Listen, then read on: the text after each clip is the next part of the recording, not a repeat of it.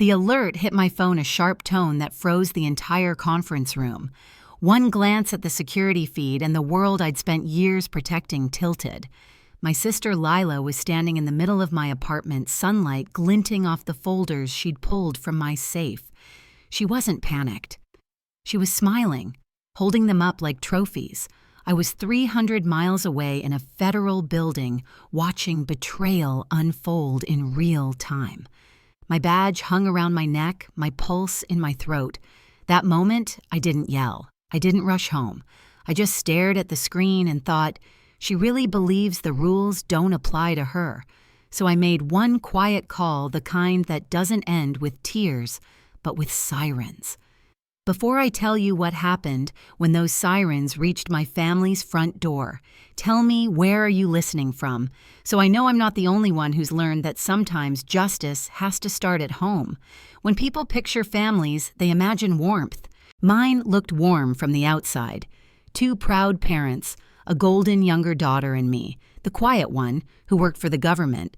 We took perfect Christmas photos, the kind that made neighbors comment, "You're so lucky to have each other." Luck had nothing to do with it. It was hierarchy dressed as love.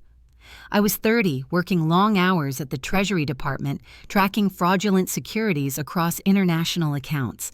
I couldn't talk about it, not the clearances, not the investigations, not even the cases I'd cracked. My parents assumed I shuffled papers in a cubicle. When neighbors asked what I did, Mom would smile and say Emma keeps the lights on in D.C. I never corrected her. Explaining the truth to people who'd already decided I didn't matter felt like explaining color to someone who'd chosen to live blind. Lila was the opposite, light, loud, magnetic. She had a way of filling space until no one else fit. Growing up, she'd borrow my clothes without asking, take credit for my ideas, and get away with it because she'd tilt her head, laugh, and say, "Oh, Em doesn't mind." I minded. I just learned early that pointing it out made me sound jealous. Our parents loved that version of her charming, ambitious, a future socialite. She'd married young to Grant, a dentist, who drove a new SUV every other year. Their house had an open floor plan and a wine fridge, the kind of things Mom mentioned like merit badges. Whenever I visited, Dad would joke, "Maybe one day you'll have a real job and buy a place like this." I'd smile the same practiced curve I used at federal briefings when senators interrupted me mid-sentence. I wasn't bitter, at least I told myself I wasn't. I'd built a life that meant something. Every folder I touched at work held the weight of national trust. Every password, every clearance test reminded me I carried more responsibility than they'd ever imagine. Still, there were nights I'd sit in my quiet apartment scrolling through their group photos, captions full of hearts, and feel the same dull ache that started years ago, the kind that comes from being in the picture but never really seen. 2 weeks before it happened, Lila called out of the blue. "You should come home for dinner next Thursday," she said. "We're doing something big, family only." Her tone had that syrupy sweetness she used when she wanted something. I said yes anyway. Maybe a part of me still wanted to believe we could be normal. Maybe I just wanted to stop feeling like a guest in my own family. The night of that dinner, I drove up to my parents' house with the same quiet dread that always came with family gatherings. The driveway was full. Mom's sedan, Dad's truck, Lila's white Range Rover gleaming under the porch light. Through the front window, I could already see her moving around the dining room, laughing radiant like the host of her own show. Inside, the air smelled like rosemary and wine. Mom hugged me too tightly the way she did when she was nervous. "You made it, honey," she said, glancing at my blazer. "Still dressing like a lawyer, I see." I smiled, set down the bottle of wine I'd brought, and took my seat at the far end of the table. Dinner started fine banter, gossip updates on Lila's kids. Then halfway through the meal, she cleared her throat. "I actually have some news," she said, eyes flicking toward Grant. "We've made a big investment, college funds for the boys, maybe even a lake house later." Dad beamed. "That's my girl, always thinking ahead." I raised an eyebrow. "Investment?" "What kind?" Lila smiled, that practiced smirk that never reached her eyes. "You'll see." She reached down beside her chair, and when her hand came back up, it was holding a thick stack of folders. My folders. She stood holding them high enough for everyone to see. "Found your little savings, sis." For a second, I thought I'd misheard. Then I recognized the labels, serial numbers, Treasury seals, the exact files that had been in my locked safe. Dad frowned. Savings. What's that supposed to mean? Apparently, Lila said, laughing, Emma's been keeping a little nest egg tucked away. Old bond certificates, whatever they are. Don't worry, nothing illegal, just dormant. She waved them in the air like confetti. Mom leaned forward, eyes wide with pride. Emma, that's so thoughtful. You saved all this for your nephews. Thanks for the college fund, Lila said, smirking. Parents beamed proudly. I couldn't move. The room felt too small, the chandelier light too bright. My family was smiling over stolen federal property, and not one of them realized it. I managed to say, Where did you get those? Lila shrugged. From your office. You really should change your lock, by the way. It's practically child's play. Grant chuckled nervously. She's got a point. If I found $500,000 sitting around, I'd probably do the same. Mom swatted his arm playfully. Don't tease. Emma won't mind. I looked from face to face. No one met my eyes. In that moment, it wasn't just about the folders. It was the years of being dismissed, reduced, misunderstood.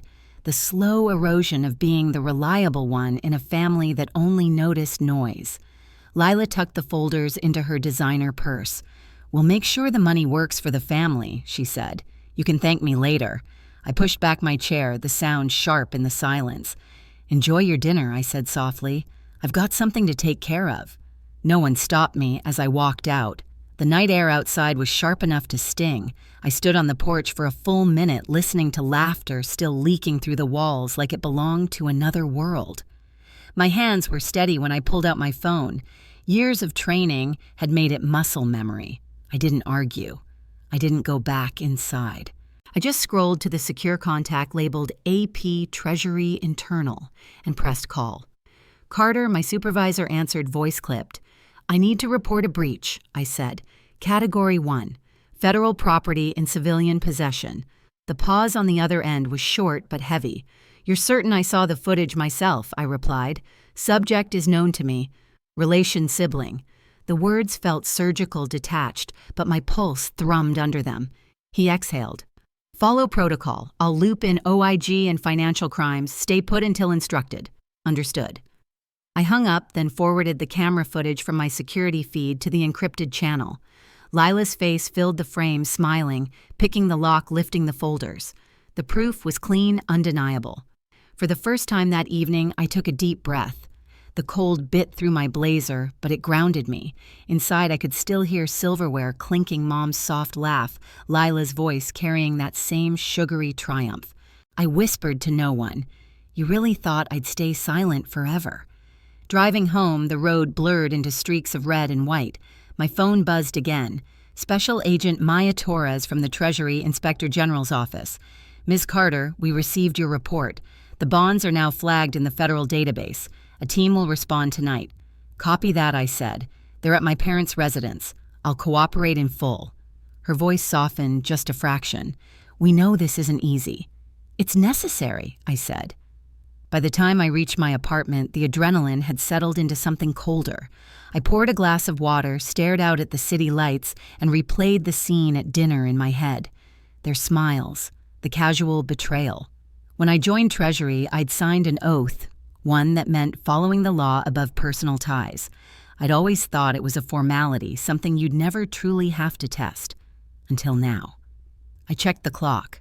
9:07 p.m. The response team would be on the move soon.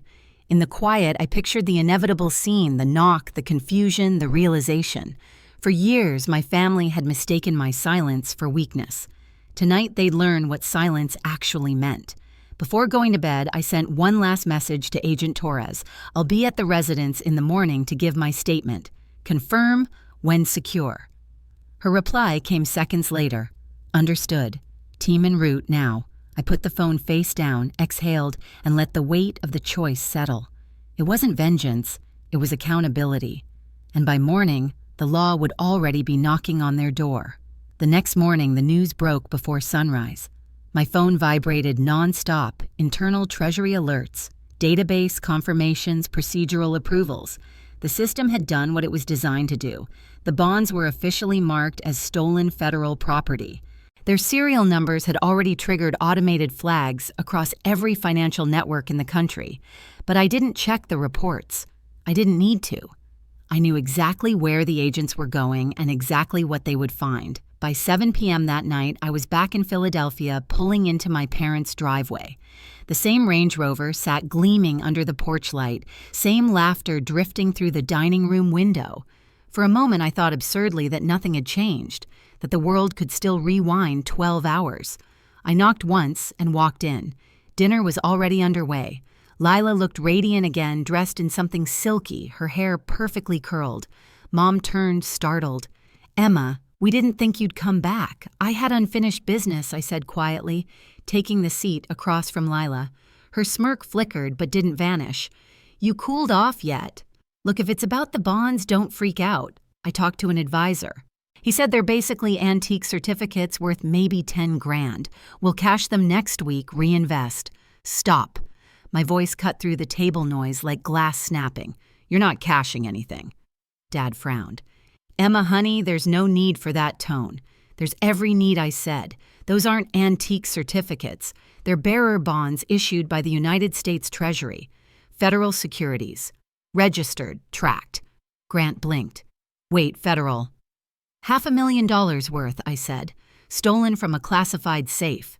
The air went still. Even the clock in the kitchen seemed to hold its breath. Lila laughed too loudly. "You're joking." "I'm not." "Then what you think I stole from the government?" "From my own sister?" "I don't think I said." "I know. The footage is already in federal custody." Mom's hand trembled on her wine glass. "Emma, sweetheart, surely there's a way to handle this privately." She didn't mean she broke into a secure residence, bypassed an electronic lock, opened a safe, and took protected instruments. "That's not a misunderstanding." Lila's voice rose desperate. "They were just sitting there. You weren't using them. You never tell anyone what you do." "How was I supposed to know that's what clearance means, Lila?" I said. "You're not supposed to know." The sound that followed wasn't thunder, but it felt like it. A pounding knock shook the front door. 3 beats. Then a woman's voice. Treasury Inspector General opened the door. Every head turned toward me. I stayed seated. "That'll be for you." Lila froze. "You didn't." I said nothing. Dad pushed back from the table. "I'll see who it is." Before he reached the door, it opened to a group of agents in black jackets, Treasury OIG printed in yellow. At the front was Special Agent Maya Torres' credentials, outtone clipped and calm. "Evening. We have a federal warrant for Lila Whitman." Mom gasped. "What? This is absurd." Agent Torres' eyes didn't waver. "Ms. Whitman, you are under arrest for theft of government property, defeating federal security measures, and attempted securities fraud." Grant's fork clattered to his plate. "Oh my God." Lila stood so fast her chair fell back. "You can't be serious. She's my sister." "Which makes this worse," I said softly. 2 agents stepped forward. Lila tried to back away, but Torres spoke again, voice steady as iron. "Hands where we can see them." "Mom, do something," Lila screamed. Mom just stared at her, pale and shaking. "Lila." Agent Torres read her rights as the cuffs clicked. The metallic snap sounded louder than any argument I'd ever had in that house. "Emma," Dad said, voice breaking. "She's your sister. She's also a federal offender," I said, "and I'm a sworn employee of the Treasury. If I hadn't reported her, I'd be charged as an accomplice." Torres picked up the purse Lila had dropped. Inside were the folders still sealed. She flipped one open, checked the serials, and nodded. All 3 recovered. "Good work reporting, Ms. Carter." I met her eyes. "Just doing my job." They led Lila toward the door. She twisted back mascara, streaking, voice splintering. "Emma, please. Please don't let them take me. Tell them it was a mistake." I stood. It stopped being a mistake when you walked through my door. The screen door slammed behind them. Outside, red and blue lights danced across the snow-dusted yard. For a long time, no one spoke. The only sound was Mom's quiet sobbing. Dad finally whispered, "How could you?" I looked at him steady. "How could you never believe me?" He flinched. Uncle Joe cleared his throat, voice low but certain. "She did the right thing." Grant sank back, staring at his untouched wine. "Right or not, our lives are over." "No," I said, just finally honest. Torres reappeared at the door. "Missa." "Carter, the bonds will be logged at headquarters tonight. We'll need your formal statement in the morning." "I'll be there," I said. She gave a single nod, then disappeared into the night.